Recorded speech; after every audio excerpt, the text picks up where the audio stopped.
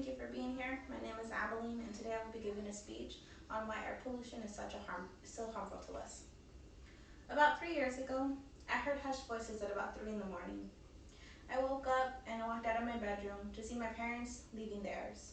When I asked what was wrong, the only thing my father could tell me was that he was on the way to the hospital with my mother. And it wasn't until later that afternoon that we found out that my mother had had an aggressive asthma attack.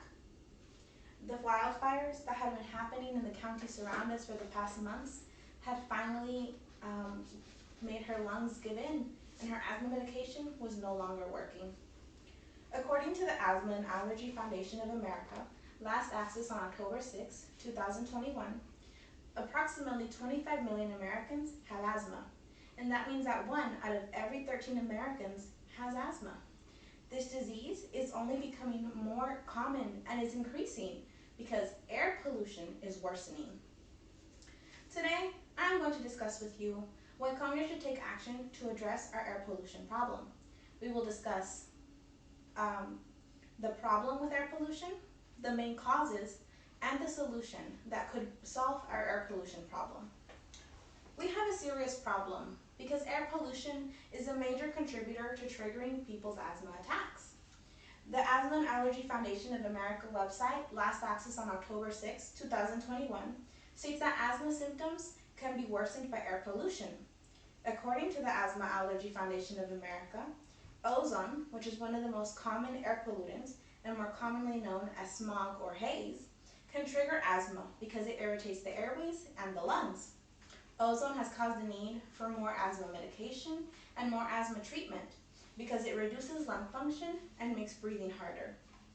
Asthma UK, last access on October 6, 2021, states that even though air pollution is a risk for anyone with asthma, there are certain people that are at a higher risk of triggering their asthma symptoms even on a low pollution day. Unfortunately, air pollution can also be found within your own home.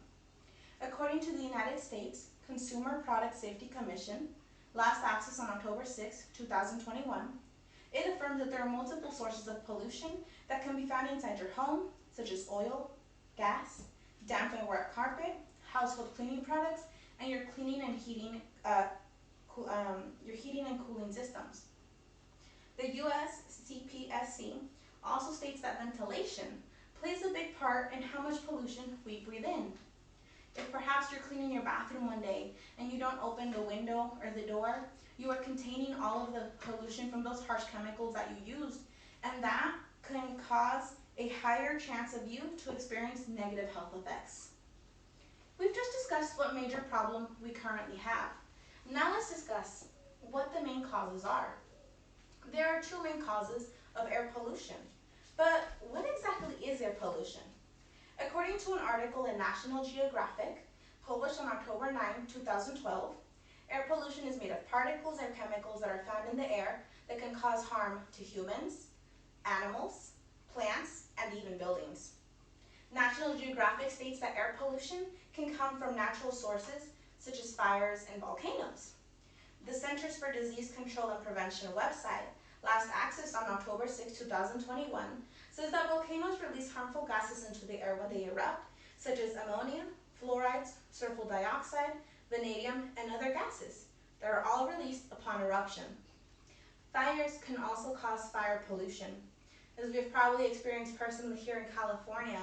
When the smoke and the fires have gotten so big and so bad, it has been advised to us by our officials to stay indoors and to avoid physical exercise, because that can increase the chances of us reacting and having a negative reaction to the smoke. However, air pollution is mostly a man-made problem.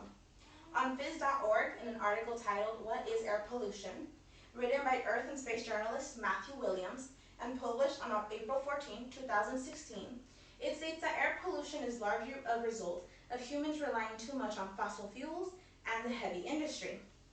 Mr. Williams discussed how big companies use coal, petroleum, and other combustibles to power their machines, and that releases a lot of fossil fuels. Power plants, incinerators, furnaces, air conditioners, and manufacturing companies are all contributing to the fossil fuel emission. Another source of air pollution comes from cars. An article published on July 18, 2014 by the Union of Concerned Scientists, a non-profit organization, states that vehicles are a major source of pollution because they produce nitrogen oxides, carbon monoxide, and other pollution into our air, thus decreasing our air quality. Now that we have discussed the two main causes of air pollution, let's discuss what we can do to solve this problem. There are multiple ways for us to solve our air pollution problem, but I will only be sharing one of them with you today. I believe that Congress must pass a law that makes big companies eliminate fossil fuel use and invest in clean energy. According to the Center for Climate and Energy Solutions, last accessed on October 6, 2021, Congress passed a bill recently in December of 2020 to increase the research and the implementation of clean energy, as well as tasking the EPA, or the Environmental Protection Agency, with lowering the use of greenhouse gases over a 15-year period. And while that is a good start, that is the first major energy policy that has been passed since 2007. I'm suggesting that Congress should implement a new law that would require all big companies to begin using over 80% of clean energy within the next 10 years. It would drastically reduce the amount of fossil fuels that are currently being used. The U.S. Energy Information Administration published information on September 14, 2020, stating that fossil fuels account for 80% of the U.S. energy production and consumption.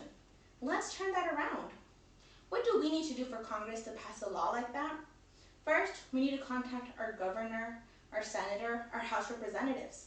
We need to let them know that we want them to put our health first, and that can happen if big companies stop using an exorbitant amount of fossil fuels.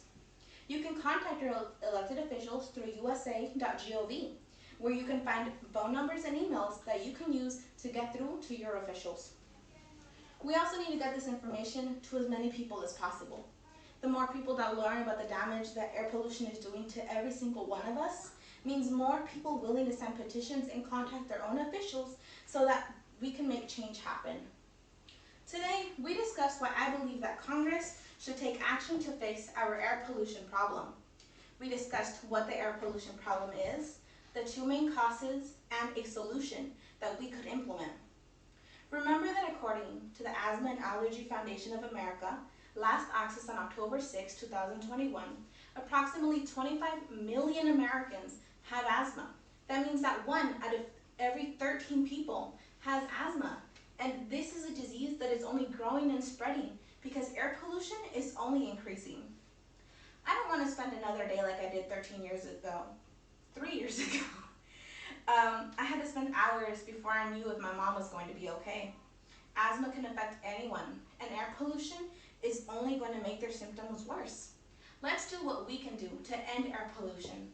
I implore each and every single one of you to take a stand for yourself and your loved ones so that our government will put our families and our health first. Thank you.